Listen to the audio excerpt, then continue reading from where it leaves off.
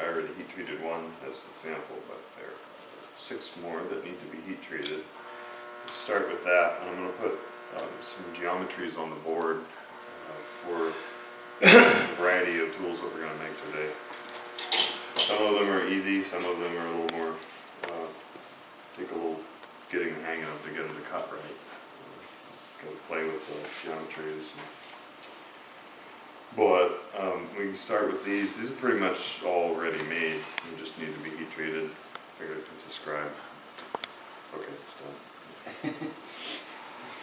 So we can do what we did yesterday with the torch and the bucket and just kind of get those started, and I'll try to make a draw up what we're going to do with the next set of tools that we're going to make.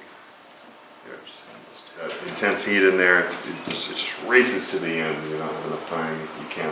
You're not really in control of what's going on. Sustain the fluffy feet, what I call it.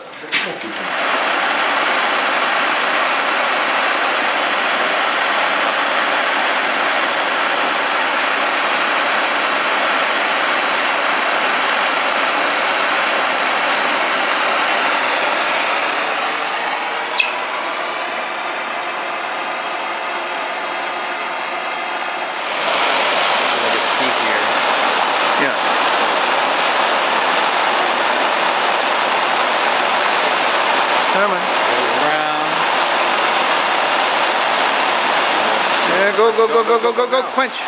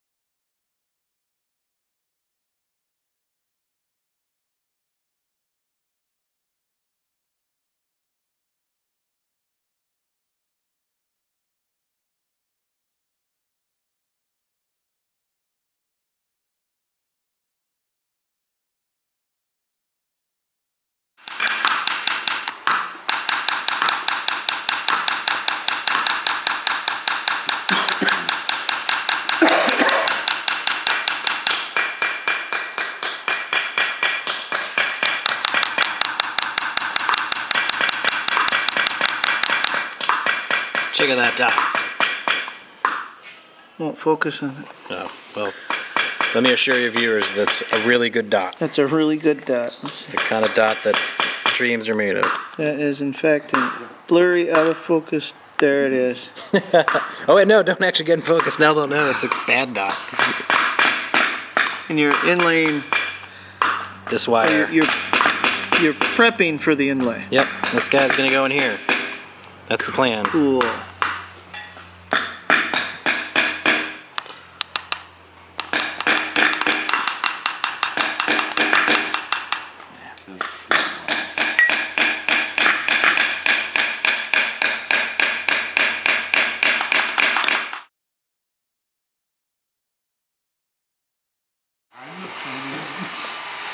When you get to corners, like a right angle corner, you don't have to start a new piece of wire or anything. You just the wire wants to follow the channel.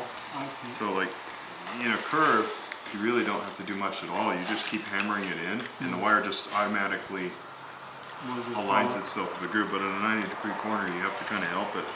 So you take the flat side of your heel till or your heel punch, and you punch it in all the way up to the corner, and then you brace it. You hold it down with the punch, and just turn the wire quite a bit further back than 90 degrees to cause it to, at the very corner, it's closer to 90 degrees when you go quite a bit farther.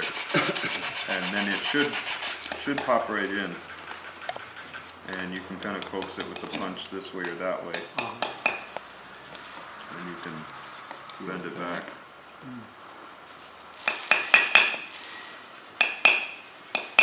Then for the curve, pretty much just follows along. You can give it a little bit of help, but it won't need much.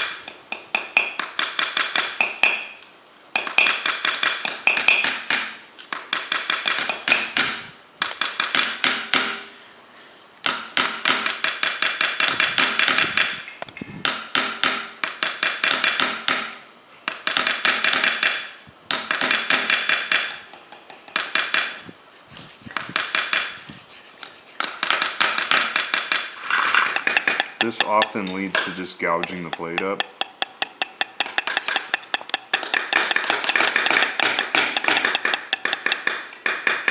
Unless you're really careful.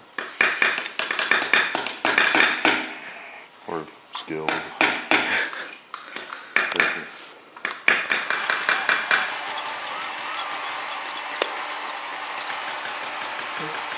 The end result is invariably going to be a little bigger than the channel that you're cutting to begin with, the first channel.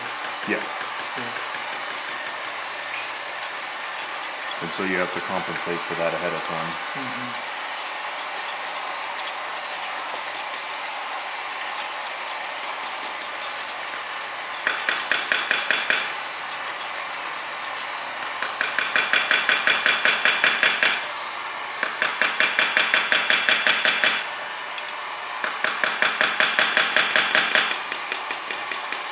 The stoning will help with bring up the contrast, helping see the copper in the iron.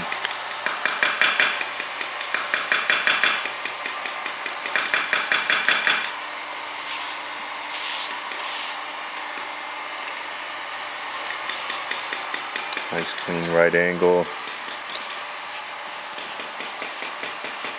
Curvature without any angular deviations, but when made with a straight tool, works out pretty well.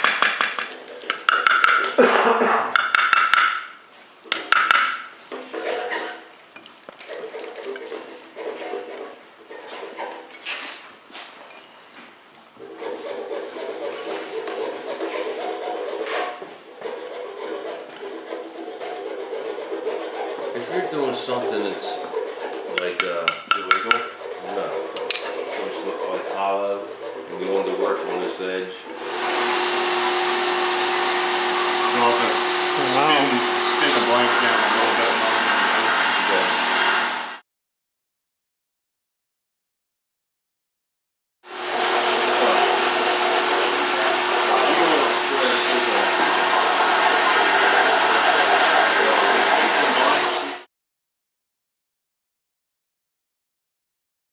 Basically a beat just inside the line. You don't want to go up to the line. So if you have to be inaccurate, bias away from the line instead of towards the line. And use it this way or this way? That way, yeah. If you want to stay up relatively high. 45 degrees. 45 degrees would be great. And you're just going to trace the inside of that line. It's going to be a fairly shallow cut. You can't really describe it to you. You start cutting, I'll say, deeper, shallower, then you'll know. Okay. so you're actually I've never measured it. You're just going to use that as a guide. Actually, you can do a test cut off to the side. And I'll let you know.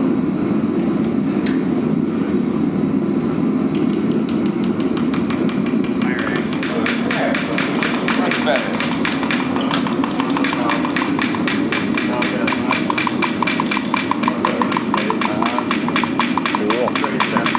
You lay the copper piece next to it?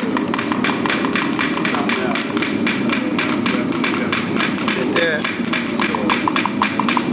Sweet. Sweet. Well, close up of your nostril there.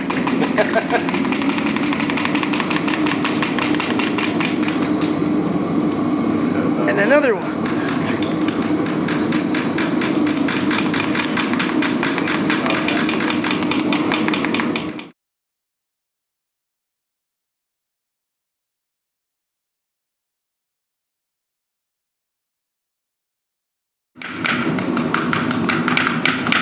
Oh, dance hall. Oh yeah, usually it's not much stuff. Yeah, I know, that's why I said.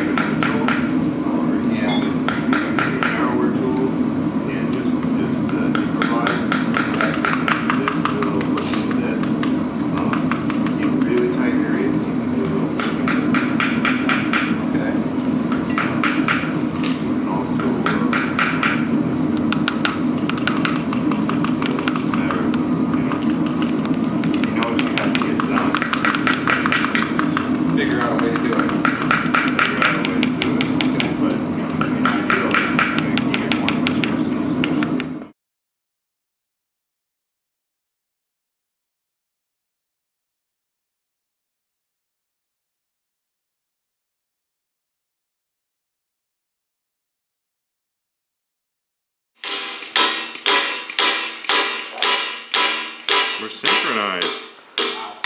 Or not. Henry. Henry. Look at your dad. Hi.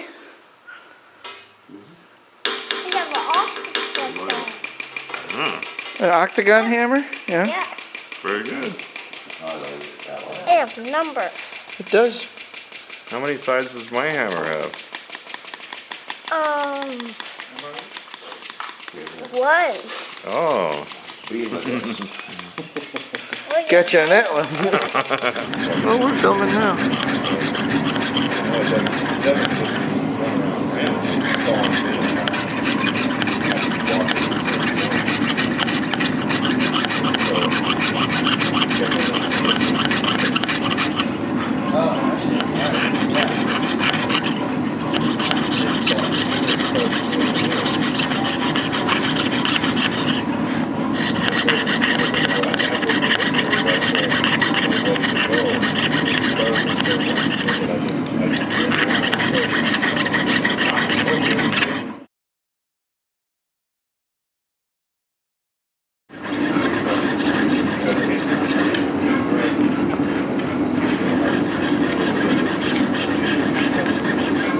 I think once you've got the mapping in mind of the progression, what are the stats, what's it when, I know what to expect. Yeah. Right.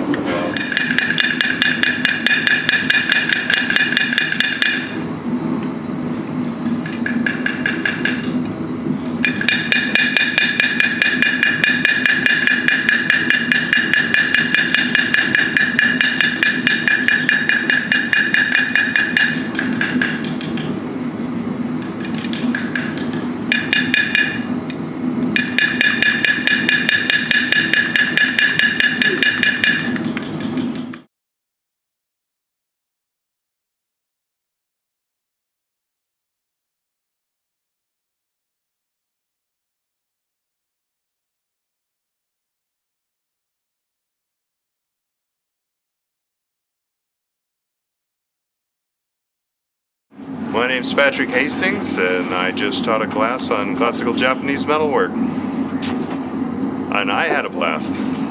My name's Bill Keller. I'm from Chicago. Learned a lot doing Japanese classical metalworking techniques. It was a good time. You should try it. My name's Dan Norton from Madison, Wisconsin, and I had a blast learning a bunch of techniques about Japanese metalworking that I didn't even think were possible. And you did a good job. I learned techniques I didn't think were possible. David Biscay. I'm from San Diego, California, doing the traditional Japanese metalworking, and I had a great time. Yay! Jesus Fernandez, in transition right now, don't have a location. Unemployed. Unemployed. But certainly having a lot of fun and learning quite a bit. This has been a very enjoyable week. I learned enough that I can carry through with many projects I already have in my head. Enjoyed meeting Patrick and seeing Rick again. Good friends. My name is Marcus Chambers, and I'm from Kalamazoo, Michigan, and I had a wonderful time here at Japanese Classical Metalworking at Door County Ford, and it was great. And look what you did. What did I do? Look what you did. Look at that. Look what I did.